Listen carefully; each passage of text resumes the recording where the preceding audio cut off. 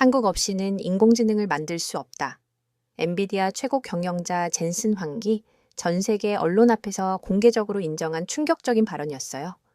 월스트리트 저널, CNN, BBC까지 전 세계 주요 언론들이 한국의 반도체 기술에 주목하기 시작했죠. 미국 병원들이 한국 산칩을 기다리며 환자 치료를 연기하고 유럽 의료진들이 한국 의료 시스템을 배우러 몰려드는 놀라운 상황이 벌어지고 있다고 합니다.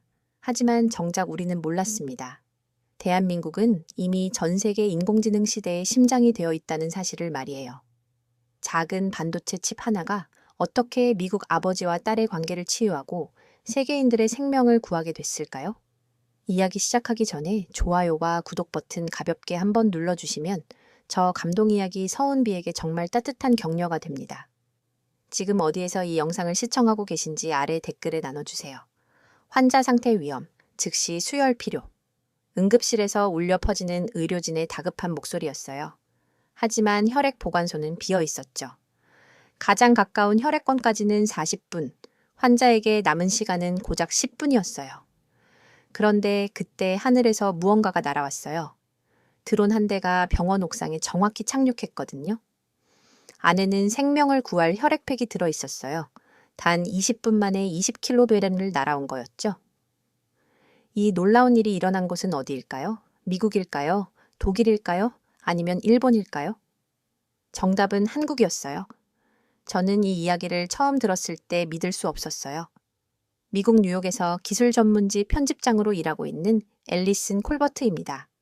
15년 넘게 인공지능, 반도체, 자율주행 기술을 다뤄온 베테랑 기자죠. 매일 아침 실리콘밸리 소식부터 확인하는 게 제 일상이었어요. MIT에서 컴퓨터 공학을 전공하고 스타트업 공동 창업까지 했던 저에게는 확고한 믿음이 있었거든요. 기술 혁신은 미국에서 시작된다. 이게 제가 살아온 세상의 절대 공식이었어요. 제가 근무하는 글로벌 기술 매체는 업계에서 꽤 영향력 있는 곳이에요. 애플 신제품 발표회 때마다 최전선에서 취재하고 구글 개발자 컨퍼런스에도 빠지지 않고 참석하죠. 테슬라 일론 머스크와도 몇 번 인터뷰를 했고 메타의 가상현실 로드맵도 독점으로 다뤘어요. 그런 저에게 한국이라는 나라는 어떤 존재였을까요? 솔직히 말하면 그냥 제조업 국가였어요.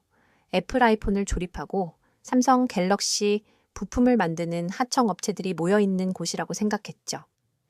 기획과 설계는 미국이 하고 제조는 아시아가 담당한다. 실리콘밸리에서 당연하게 여기는 공식이었거든요. 제가 맡고 있는 기술 매체에서도 한국 관련 기사는 거의 다루지 않았어요. 가끔 삼성이나 LG 신제품 출시 소식 정도만 간단히 언급하는 수준이었어요.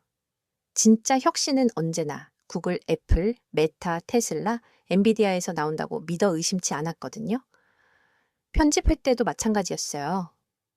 이번 주 주요 이슈는 뭐가 있지? 오픈 AI 새 모델 출시랑 애플 개발자 컨퍼런스요.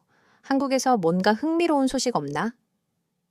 글쎄요, 별로 주목할 만한 게 없는 것 같은데요. 동료들도 저와 비슷한 생각이었어요. 아시아는 우리가 설계한 걸 잘 만들어주는 파트너야. 혁신은 실리콘밸리에서 생산은 아시아에서. 한국 기업들은 빠르게 따라오긴 하지만 선도하지는 못하지. 이런 식으로 세상을 나눠서 생각했어요. 미국은 창조하는 나라, 한국은 만드는 나라라고 말이에요. 회사 내에 아시아 담당 기자가 한 명 있긴 했어요. 어느 날 이런 말을 했어요.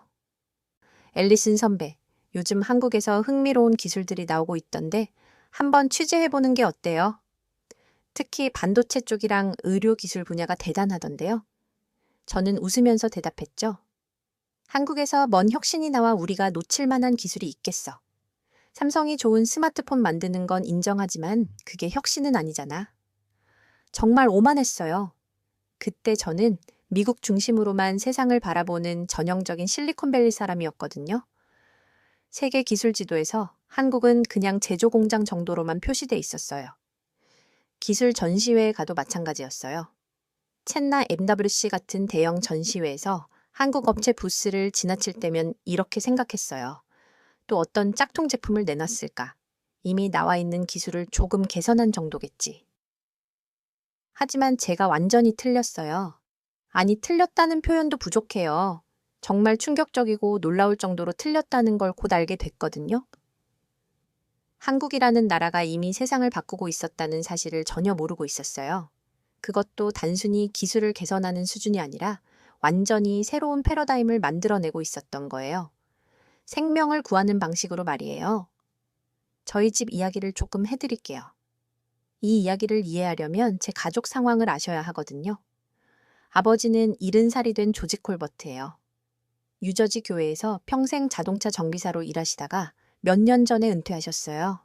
40년 넘게 렌치 하나로 온갖 차를 고쳐오신 분이죠. 아버지 정비소에 가보신 적 있나요? 기름 냄새가 코를 찌르고 금속 부딪히는 소리가 끊이지 않는 그런 곳이에요. 아버지는 그런 환경에서 손으로 만지고 귀로 듣고 코로 냄새를 맡으며 차를 고쳐오셨어요. 엔진 소리만 들어도 뭐가 잘못됐는지 안다. 아버지가 자주 하시던 말씀이에요. 정말 신기했거든요. 차 시동만 걸어도 아, 연료 펌프에 문제가 있네 하고 바로 알아맞히시거든요. 하지만 아버지와 저 사이에는 보이지 않는 벽이 하나 있었어요.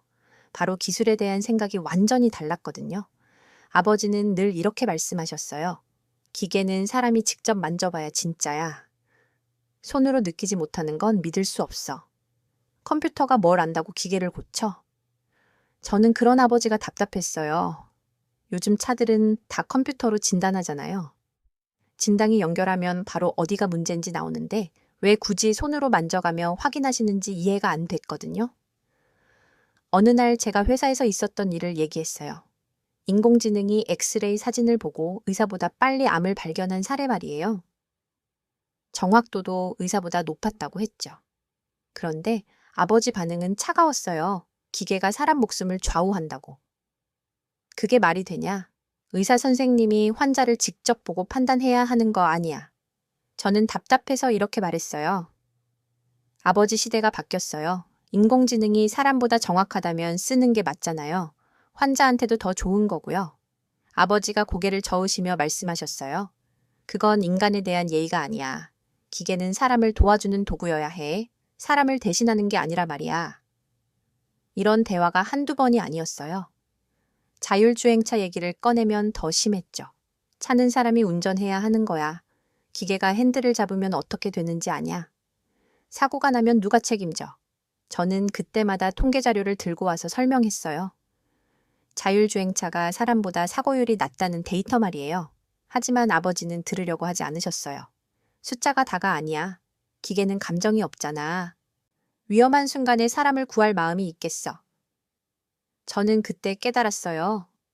아버지와 저 사이의 거리감이 단순히 나이 차이가 아니라는 걸 말이에요.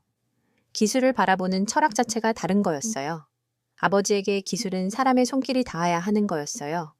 엔진 소리를 듣고 진동을 느끼고 냄새를 맡아가며 문제를 찾아내는 그런 기술 말이에요. 하지만 저에게 기술은 데이터와 알고리즘 효율성의 문제였죠. 점점 대화가 줄어들기 시작했어요. 제가 회사 얘기를 하면 아버지는 지루한 표정을 지으셨고 아버지가 옛날 정비소 이야기를 하시면 저는 시시했거든요. 특히 아버지가 요즘 젊은 애들은 기계를 너무 맹신한다고 하실 때면 정말 답답했어요. 기술 발전을 막는 구시대적 사고라고 생각했거든요. 아버지는 변화를 받아들이려고 하지 않으세요. 한 번은 제가 이렇게 말한 적도 있어요. 세상이 바뀌고 있는데 왜 계속 옛날 방식만 고집하세요? 아버지가 슬픈 표정으로 말씀하셨어요. 변화가 항상 좋은 건 아니야. 사람이 빠진 기술은 차가워. 너는 그걸 언젠가 알게 될 거야. 그때는 무슨 말인지 이해하지 못했어요. 기술이 발전하면 모든 게 좋아지는 거 아닌가요? 더 빠르고, 더 정확하고, 더 효율적인데 뭐가 문제란 말인가요? 하지만 지금 생각해보면 아버지가 옳았던 부분도 있어요. 기술이 사람을 위한 건지 아니면 사람이 기술을 위한 건지 구분하는 게 중요하다는 거죠. 당시 저는 그냥 기술 자체만 빠져 있었어요. 더 빠르고, 더 정확하고, 더 효율적인 게 무조건 좋다고 생각했죠. 그 기술이 누구를 위한 건지는 별로 생각해보지 않았어요. 아버지와의 관계가 멀어질수록 저는 더욱 일에만 매달렸어요. 기술 리뷰를 쓰고 신제품 발표회에 참석하고 업계 전문가들과 만나는 일상이 반복됐죠. 집에 가도 할 얘기가 없어서 그냥 방에 들어가서 노트북만 들여다봤어요. 어머니가 돌아가신 후로는 더더욱 그랬어요. 아버지와 단둘이 남게 되니까 오히려 더 어색해졌거든요. 기술 얘기는 할 수 없고 다른 공통화제도 없고 우리 딸이 대단한 일을 하고 있구나. 가끔 아버지가 이렇게 말씀하실 때가 있었어요. 하지만 제가 하는 일이 정확히 뭔지는 잘 모르시는 것 같았어요. 그렇게 보내던 어느 날이었어요. 제 인생을 완전히 바꿔놓을 사건이 일어난군요. 그리고 그 사건은 한국에서 시작됐어요. 2025년 여름이었어요. 뉴욕에서 열린 글로벌 의료기술 전시회에 취재차 참석하게 됐거든요. 주로 미국과 유럽 업체들이 참여하는 대형 행사였어요. 존슨앤존슨, 지 헬스케어, 필립스 같은 대기업들이 최신 의료기기를 선보이는 자리였죠. 저는 특히 인공지능 진단 장비 쪽에 관심이 있었어요. 최근 몇 년간 가장 핫한 분야였거든요. 전시장을 돌아다니다가 한 구석에 있는 작은 부스 하나가 눈에 띄었어요. 부스 이름은 케임 에드테크였어요.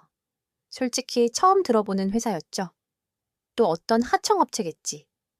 속으로 이렇게 생각했어요. 아마 미국 회사 기술을 라이선스해서 쓰는 곳이겠네. 하지만 시연 시간이 되자 사람들이 몰려들기 시작했어요. 의료진, 기자, 투자자들까지 구름처럼 모여들었거든요. 궁금해서 저도 따라가 봤죠. 한국인 엔지니어가 나와서 설명을 시작했어요. 영어가 유창했댔는데 발음이 조금 어색하긴 했어요. 오늘 보여드릴 건 AI 응급 드론 시스템입니다. 실제 응급 상황을 가정해서 시연해 보겠습니다. 화면에 시나리오가 나타났어요. 맨해튼에서 20km 떨어진 곳에서 교통사고가 발생했다는 설정이었죠. 환자는 대량 출혈로 즉시 수혈이 필요한 상황이었어요. 일반적으로 구급차가 도착하는데 40분에서 1시간이 걸립니다. 엔지니어가 설명했어요. 하지만 저희 드론은 다릅니다. 그 순간 화면에 드론 한 대가 나타났어요. 크기는 그리 크지 않았는데 특수 용기를 매달고 있었죠. 혈액팩이 들어있는 온도 조절 장치였어요. 출발합니다. 드론이 하늘로 올라갔어요. 실시간으로 비행 경로와 속도가 화면에 표시됐어요. 시속 100에 20km로 날아가고 있었거든요. 처음에는 별로 대단해 보이지 않았어요. 드론 배송쯤이야 아마존도 하고 있는데 이렇게 생각했거든요. 하지만 점점 놀라운 부분들이 나타나기 시작했어요. 드론이 날아가는 경로를 보니까 완전히 자동으로 교통 상황을 피해가면서 최적의 루트를 찾아가고 있었어요. 어떻게 실시간으로 경로를 조정하는 거죠? 한 의사가 질문했어요. 저희 시스템은 도시 전체의 교통 데이터, 기상 데이터, 그리고 응급실 위치 데이터를 실시간으로 분석합니다. 엔지니어가 대답했어요. 인공지능이 1초에 수만 가지 경우의 수를 계산해서 최적의 경로를 찾아내죠. 그리고 놀라운 일이 일어났어요. 드론이 목적지에 도착하는데 걸린 시간이 정확히 20분이었거든요. 구급차보다 2배나 빨랐어요. 하지만 정말 충격적인 건 그 다음이었어요. 화면에 메이드 바이 코리아라는 로고가 나타난 거예요. 저는 눈을 의심했어요. 한국에서 이런 기술을 만들었다고요? 그것도 미국이나 유럽 어떤 업체보다 앞선 기술을 말이에요. 주변 사람들 반응도 비슷했어요. 정말 한국에서 개발한 거예요. 네, 저희는 한국의 스타트업입니다. 호화 믿을 수 없네요. 저는 그 순간 머릿속이 하얘졌어요. 지금까지 제가 가지고 있던 고정관념이 완전히 깨져버린 거예요. 한국이 단순한 제조업 국가가 아니라 첨단 기술을 선도하는 나라라고요. 시연이 끝난 후 저는 바로 한국인 엔지니어에게 다가갔어요. 인터뷰 좀 할 수 있을까요? 물론이죠. 이 기술을 개발하는데 얼마나 걸렸나요? 3년 정도 걸렸어요. 미국이나 유럽에서도 비슷한 프로젝트가 있나요? 있긴 하지만 아직 실용화까지는 못 갔어요. 그럼 한국이 가장 앞서 있다는 얘기네요. 응급 의료 드론 분야에서는 그렇다고 봐도 될 것 같아요. 저는 정말 놀랐어요. 한국이 미국보다 앞선 기술을 가지고 있다니. 그것도 제가 전혀 몰랐던 분야에서 말이에요. 한국에서는 이런 기술들이 많이 개발되고 있나요? 네. 특히 의료 인공지능 쪽에서는 정말 많은 혁신이 일어나고 있어요. 반도체 기술과 결합돼서 더욱 발전하고 있고요. 반도체라는 말에 저는 더욱 관심이 생겼어요. 제가 잘 아는 분야였거든요. 반도체 기술이요. 네, 특히 HBM 메모리 기술이 핵심이에요. HBM, 고대 역폭 메모리를 뜻하는 말이었어요. 인공지능 연산에 꼭 필요한 핵심 부품이죠. HBM은 삼성이랑 SK하이닉스에서 만드는 거 아닌가요? 맞아요. 그럼 한국이 전 세계 HBM을 다 만들고 있다는 얘기네요? 거의 그렇다고 보시면 돼요. 그 순간 저는 깨달았어요. 한국이 단순히 좋은 기술 하나를 가진 게 아니라 전 세계 인공지능 기술의 핵심을 쥐고 있다는 걸 말이에요. 호텔로 돌아온 저는 밤새 한국 기술에 대해 검색해 봤어요. 찾아보니까 정말 놀라운 일들이 벌어지고 있었거든요. 제가 몰랐던 한국이 거기 있었어요. 전시회에서 돌아온 다음 주였어요. 평소처럼 업계 뉴스를 체크하던 중 충격적인 기사 하나를 발견했어요. 미국 보건부 산하 병원 아이 의료기기 도입 무기한 연기. 기사를 읽어보니 이유가 HBM 메모리 수급 부족 때문이었어요. 전 세계적으로 HBM 공급이 달리면서 의료용 인공지능 기기, 생산이 차질을 빚고 있다는 내용이었죠. 더 충격적인 건 그 다음 기사였어요. 응급실 아이 진단이 부족으로 환자 치료 지연 사망자 발생. 내용을 보니 심장마비로 쓰러진 70대 환자가 있었어요. 평소 같으면 인공지능 진단기로 빠르게 상태를 파악해서 치료할 수 있었을 텐데 기기가 없어서 진단이 늦어졌다는 거예요. 결국 환자는 치료 시기를 놓치고 세상을 떠났다고 하겠어요. 저는 가슴이 철렁 내려앉았어요. 작은 반도체 칩 하나가 사람의 생명과 직결돼 있다는 걸 그때 처음 깨달았거든요. 더 자세히 알아보니 상황이 심각했어요. 미국 내 대형 병원들이 앞다퉈 인공지능 의료 시스템을 도입하려고 했었는데 핵심 부품인 HBM이 부족해서 기다리고 있다는 거예요. 왜 HBM이 이렇게 부족한 거지? 찾아보니 이유가 있었어요. 전 세계적으로 인공지능 수요가 폭발적으로 늘어나면서 HBM 공급이 따라가지 못하고 있었던 거예요. 그런데 정말 놀라운 사실을 발견했어요. 전 세계 HBM 시장의 80% 이상을 한국 두 회사가 차지하고 있다는 거였어요. 삼성과 SK 하이닉스 말이에요. 한국 없이는 인공지능을 못 만든다는 얘기네. 이런 생각이 들었어요. 더 충격적인 건 엔비디아 최고 경영자 젠슨 황의 발언이었어요. HBM 없이는 저희 GPU를 만들 수 없습니다. 한국 파트너들 없이는 AI 혁신을 이어갈 수 없어요. 엔비디아가 누구인가요? 전 세계 인공지능 시장을 이끌고 있는 미국의 대표 기업이잖아요. 그런 회사가 한국 기술 없이는 제품을 못 만든다고 공개적으로 인정한 거예요. 저는 기사를 쓰면서 계속 놀랐어요. 한국 글로벌 AI 시대의 숨은 주역. 이런 제목으로 기사를 썼는데 동료들 반응이 의외였어요. 앨리슨, 한국이 그렇게 중요한 나라였어. 나도 몰랐는데 난 정말 대단하네. 우리가 한국을 너무 무시했던 것 같아. 편집장도 관심을 보였어요. 이거 연재 기사로 만들어 보는 게 어때? 한국 기술 기업들 직접 취재해보자. 그때 저는 깨달았어요. 저뿐만 아니라 미국 전체가 한국을 잘못 이해하고 있었다는 걸 말이에요. 한국은 이미 세계 기술 생태계의 핵심이 돼 있었는데 우리는 여전히 하청업체 정도로만 생각하고 있었던 거예요. 타셔워자 트제렌덤의 자세한 자료를 찾아보니 정말 놀라운 사실들이 나왔어요. 삼성은 2분기 실적이 56%나 급락했다고 탓했어요. HBM 수요가 너무 많아서 공급을 못 따라가고 있다는 거였죠.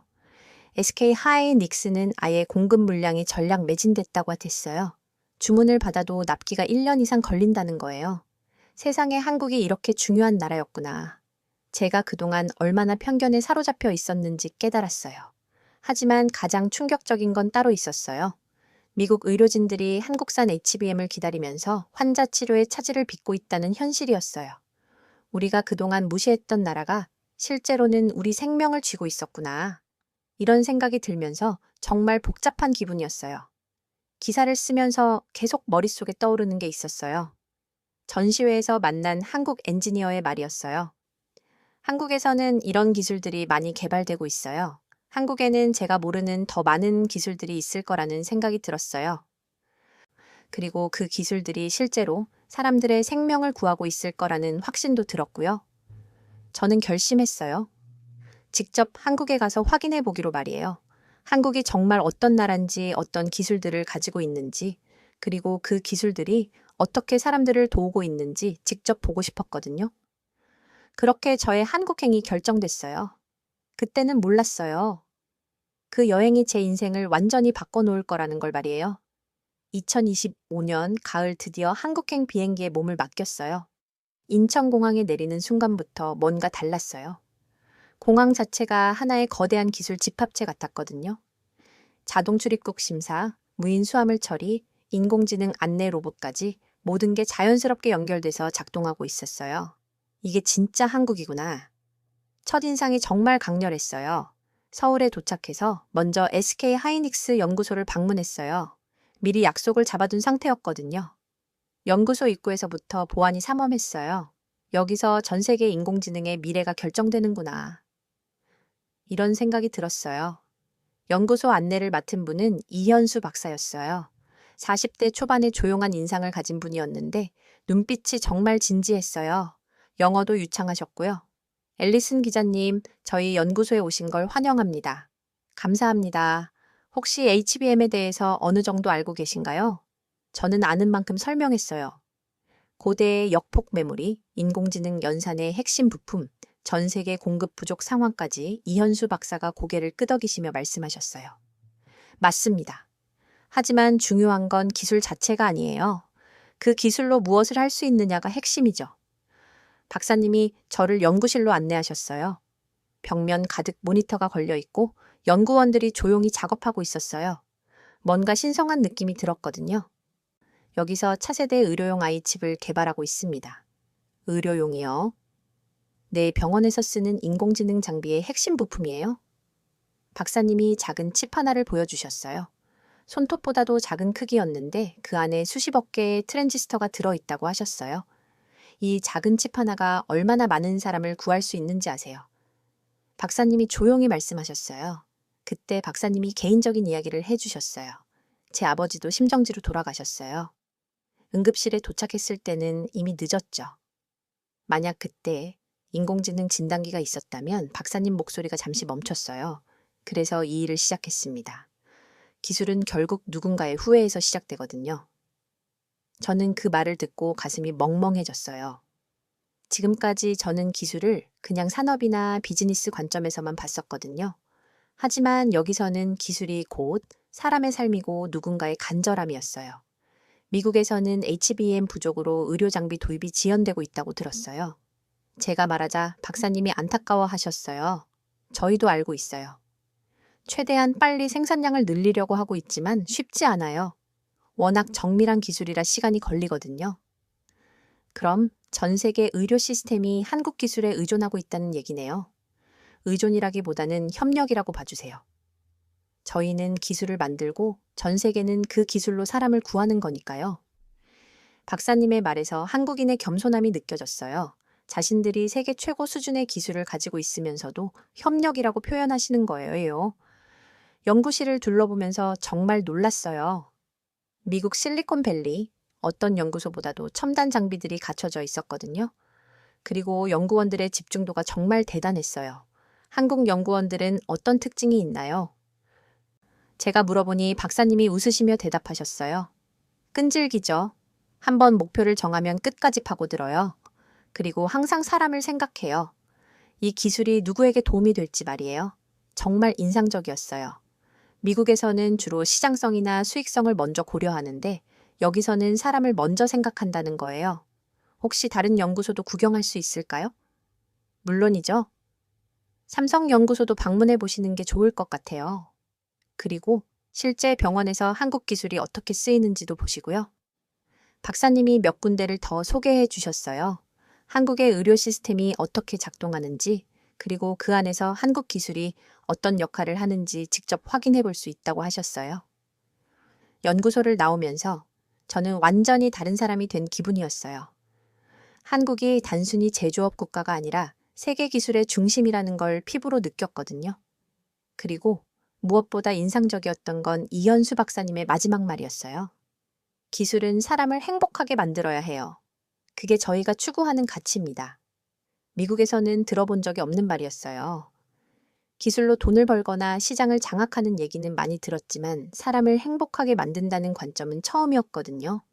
그날 밤 호텔에서 저는 오랫동안 생각에 잠겼어요. 한국은 정말 특별한 나라구나. 기술에 대한 철학 자체가 다른 거였어요. 다음날 삼성 반도체 연구소를 방문했어요. 수원에 있는 거대한 캠퍼스였는데 규모가 정말 압도적이었어요. 여기서 전 세계 스마트폰의 미래가 결정되는구나. 이런 생각이 절로 들었어요.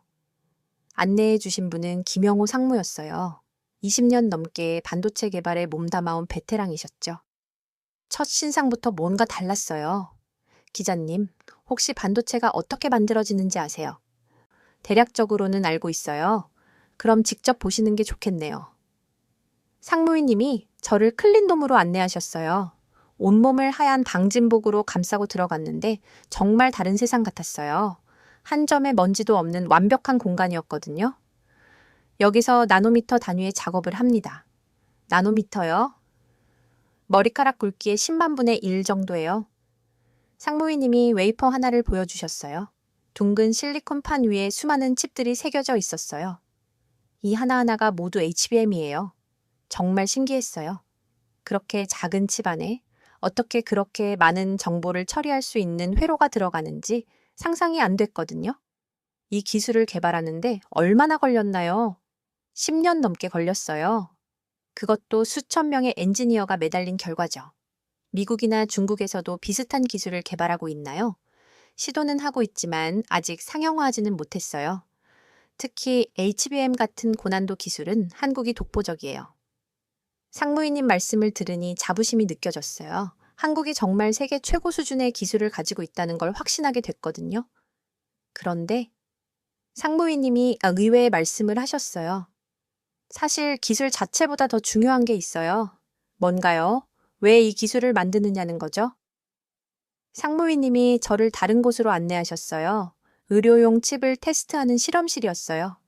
실제 병원에서 쓰이는 인공지능 장비와 똑같은 환경을 만들어 놓고 테스트하고 있었거든요.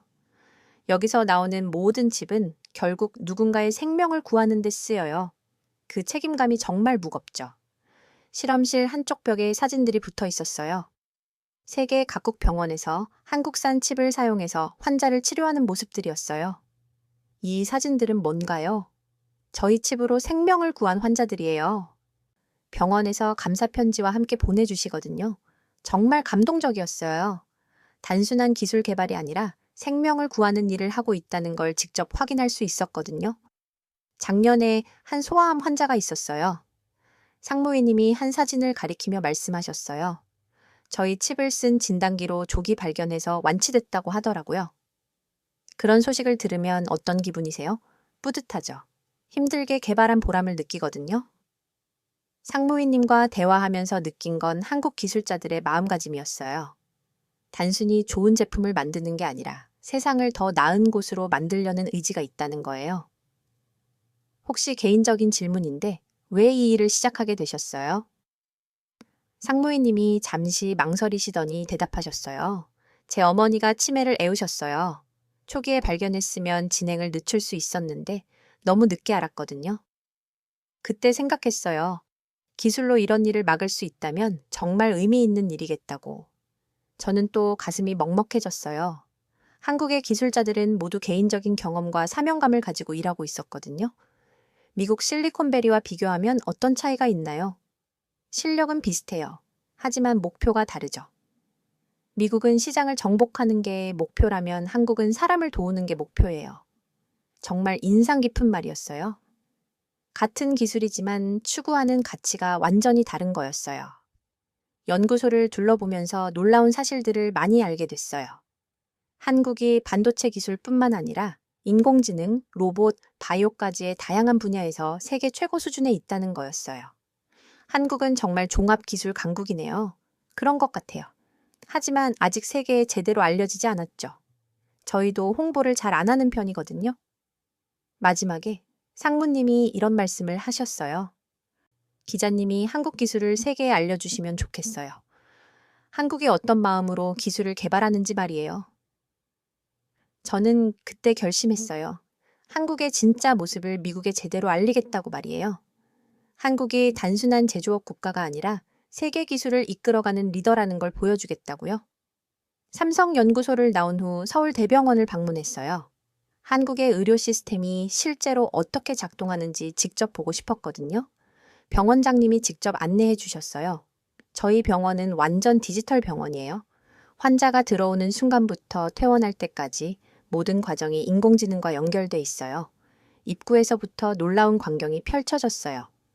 환자가 병원에 들어오면 자동으로 청화 기본 생체 신호를 측정하고 인공지능이 즉시 분석해서 응급도를 판단하는 거였어요. 이게 바로 KTES 시스템이에요. KTES요. 한국형 응급 환자 분류 시스템이죠. 미국의 ETS보다 정확도가 높아요. 병원장님이 응급실로 안내해 주셨어요. 정말 체계적으로 운영되고 있었어요.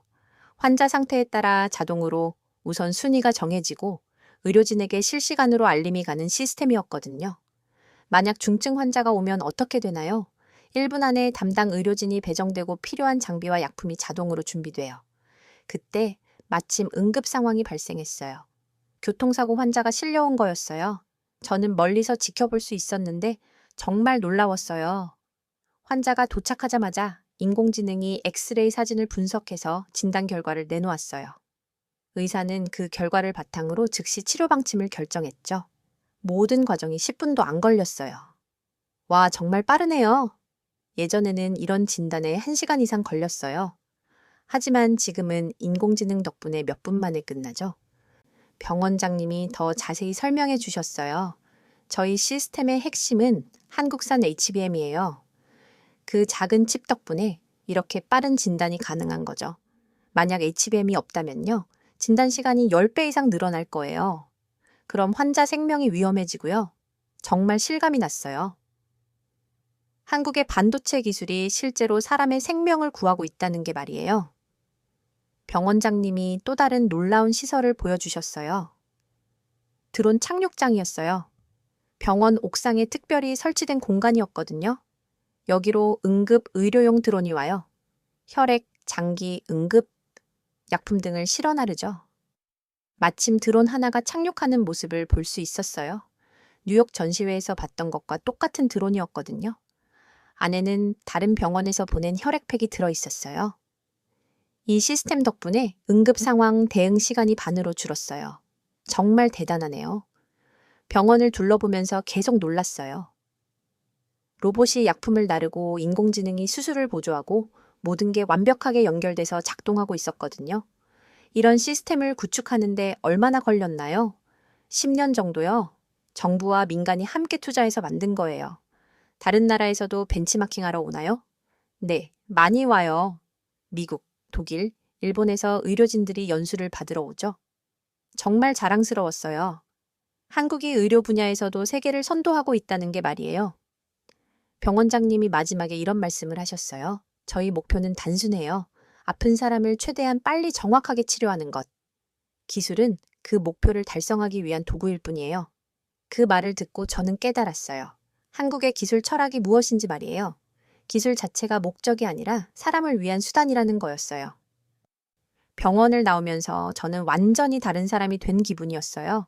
한국에 대한 제 생각이 송두리째 바뀌었거든요. 그날 저녁 호텔에서 아버지에게 전화를 걸었어요. 아버지, 안녕하세요. 앨리슨이구나. 한국에서 잘 지내고 있니? 네, 정말 놀라운 곳이에요. 제가 하루 종일 본 것들을 아버지에게 설명해 드렸어요. 인공지능이 사람을 치료하고 드론이 생명을 구하고 작은 칩이 세상을 바꾸고 있다고 말이에요. 정말 그런 일이 일어나고 있는 거야. 아버지 목소리에서 놀라움이 느껴졌어요. 기계가 사람을 도와주는 게 아니라 사람을 구하고 있다는 거지. 맞아요, 아버지. 여기서는 기술이 사람을 대신하는 게 아니라 사람을 도와주고 있어요. 아버지가 늘 말씀하신 그런 기술이에요. 전화를 끊고 나서 저는 오랫동안 생각에 잠겼어요. 한국에서의 경험이 제 안에서 뭔가를 바꾸고 있다는 걸 느꼈거든요. 챕터 8장, 한국에서의 마지막 날이었어요. SK하이닉스 이현수 박사님이 특별한 곳을 보여주고 싶다고 하셨거든요. DSK 2026 전시회장이었어요. 여기서 한국의 미래 기술을 모두 볼 수 있어요. 박사님이 설명해 주셨어요. 특히 오늘은 의료용 드론 공개 시연이 있어서 특별해요. 전시장에 들어서니 정말 압도적이었어요.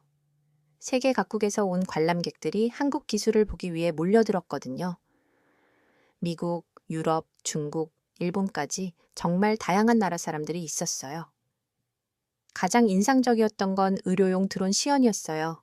실제 응급 상황을 재현해서 보여주는 거였는데 정말 완벽했어요. 환자 발생 신고부터 드론 도착까지 모든 과정이 자동으로 이루어졌거든요.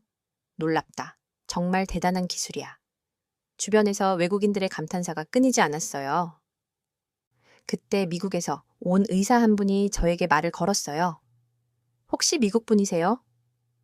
네, 맞아요. 저도 뉴욕에서 왔는데 정말 충격적이네요. 한국 기술이 이렇게 발전했다니. 다른 외국인들도 비슷한 반응이었어요. 독일에서 온 엔지니어는 독일도 이런 기술을 도입해야겠다고 했고, 일본에서 온 의료진은 일본보다 훨씬 앞서 있다고 감탄했어요. 저는 그 순간 정말 뿌듯했어요. 한국이 세계에서 인정받는 모습을 직접 보게 된 거였거든요. 시연이 끝난 후 이현수 박사님과 마지막 대화를 나눴어요. 박사님, 한국 기술의 미래는 어떻게 보세요? 밝다고 생각해요. 하지만 중요한 건 기술 자체가 아니라 그 기술을 어떻게 쓰느냐는 거죠. 앞으로도 사람 중심의 기술 개발을 계속하실 건가요? 당연하죠. 그게 한국 기술의 정체성이니까요. 박사님이 마지막에 이런 말씀을 하셨어요. 기자님이 미국에 돌아가셔서 한국의 진짜 모습을 알려주세요. 한국이 어떤 마음으로 기술을 만드는지 말이에요. 공항으로 가는 길에 저는 지난 일주일을 되돌아봤어요. 한국에서 본 모든 것들이 제 안에서 새로운 깨달음을 만들어냈거든요. 비행기 안에서 아버지에게 다시 전화를 걸었어요. 아버지, 내일 아침에 도착해요. 그래, 많이 배웠니? 네, 정말 많이 배웠어요. 아버지가 늘 말씀하신 게 맞았어요. 기술은 사람을 위한 거여야 한다고 하신 말이에요. 한국에서 그런 기술을 직접 봤어요. 아버지가 잠시 말이 없으시더니 이렇게 말씀하셨어요. 그럼 기계가 사람을 살릴 수 있다는 거구나. 네, 맞아요. 하지만 그 기계를 만드는 건 결국 사람의 마음이에요. 뉴욕에 도착한 다음 날 바로 아버지를 뵈러 갔어요. 한국에서의 경험을 자세히 말씀드렸어요. 작은 칩 하나가 어떻게 사람의 생명을 구하는지, 드론이 어떻게 희망을 날라다 주는지, 그리고 한국 기술자들이 어떤 마음으로 일하는지 말이에요. 아버지가 조용히 들으시더니 말씀하셨어요. 그럼 기계가 사람을 살릴 수 있다면 그건 기계가 아니라 기적이지. 그 말에 저는 눈물이 났어요. 아버지가 드디어 이해해 주신 거였어요. 기술도 결국 사람의 따뜻한 마음에서 나온다는 걸 말이에요. 몇 달 후 저는 아버지를 모시고 다시 한국을 찾았어요. DSK 전시회에서 드론 시연을 직접 목격한 아버지는 고개를 끄덕이며 말씀하셨어요. 이게 네가 말한 기술이구나. 정말 사람을 위한 기술이네. 그 순간 저는 깨달았어요. 기술이 아버지와 저 사이를 다시 연결해줬다는 걸 말이에요. 한국 기술이 우리 가족을 다시 하나로 만들어준 거였어요. 돌아가는 비행기에서 저는 아버지 손을 잡고 말했어요. 아버지, 우리가 지금 타고 있는 이 세상은 한국에서 만든 작은 칩 위에 있어요. 그 작은 기술이 사람을 살리고 삶을 바꾸고 우리를 연결해줬어요. 아버지가 제 손을 꼭 잡으시며 말씀하셨어요. 기술은 사람을 위한 것이구나. 한국이 그걸 보여줬네. 저는 그때 확신했어요. 한국이 단순히 기술이 발달한 나라가 아니라 사람을 생각하는 기술을 만드는 나라라는 걸 말이에요. 그리고 그런 한국의 정신이 전 세계로 퍼져나가고 있다는 것도요. 지금도 전 세계 어딘가에서 한국에서 만든 작은 칩이 누군가의 생명을 구하고 있을 거예요. 그리고 그 뒤에는 이현수 박사님 같은 분들의 따뜻한 마음이 있다는 걸 저는 잊지 않을 거예요. 기술은 사람을 위한 것. 한국이 전 세계에 증명해 보인 진리였어요.